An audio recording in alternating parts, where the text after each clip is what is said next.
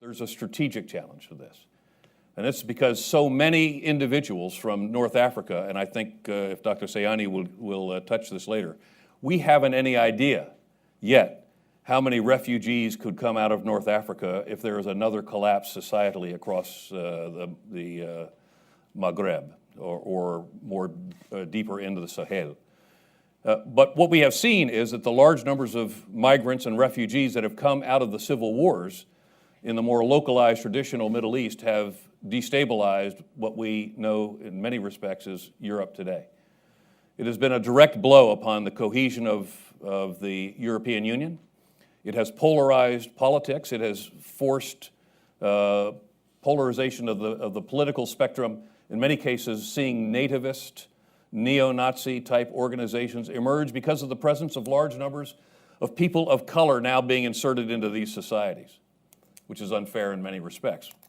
But it's also brought with it waves of violence and waves of terrorism. And those of you who've been to Paris recently, or those of you who've been in almost any of the major European cities, what you have seen are paramilitary police or paratroopers, et cetera, guarding large-scale public areas or synagogues or other spots like that. So there's a strategic implication to this.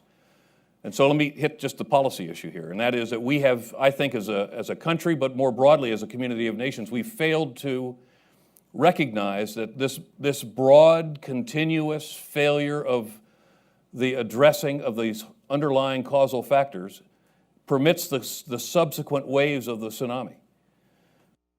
And in an environment where, for all intents and purposes, we've declared war on Islam by saying we're going to be oriented on fighting radical Islamic terrorism, and that's the wrong term for it. This is Salafi jihadist terror, more so than radical Islamic terror, because in that term we inappropriately paint Muslims as the problem, or Islam as the problem, and that is not the problem.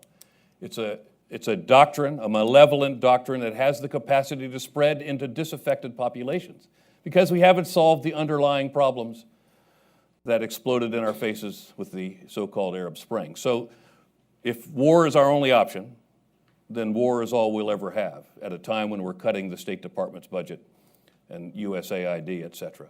And at a time when we should be leading the community of nations, from my perspective, in a broad-based approach to stabilize countries and to help countries that are in distress to begin to address some of these societal issues, which can turn around this vast radicalization engine which drives the fighters into the arms of Daesh and Al-Qaeda and these other groups.